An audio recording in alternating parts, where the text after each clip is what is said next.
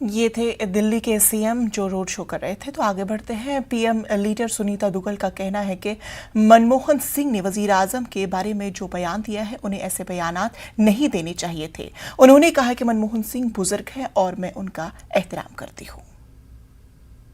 ऐसा है कि अब वो उम्र के जिस पड़ाव में है, मुझे लगता है कि उनको या तो एक्टिव पॉलिटिक्स के अंदर पार्टिसिपेट करना चाहिए, नहीं तो कहीं भी किसी भी बात को लेकर गाहे बगाहे कोई एक स्टेटमेंट दे देना। बहुत ही बुजुर्ग हैं, बहुत ही जो है मुझे लगता है कि उनको उसके हिसाब से सोच समझकर बात कहनी चाहिए। लेकिन ये बात तो सभी मानते हैं कि जिस तरह से जो ब्रीच हुआ है उसको सभी एग्री करते हैं, चाहे वो किसी भी पार्टी के क्यों ना हो। ये मानते हैं कि माननीय प्रधानमंत्री जी की सुरक्षा का जो मुद्दा है वो सबके लिए है, वो सबके प्रधानमंत्री हैं।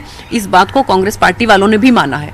तो मुझे लगता है कि इस चीज़ को संजीदा तरीके से लेना चाहिए और जो कुछ भी वहां पर माननीय प्रधानमंत्री तीसरी मरहले की तशहीरी मुहिम के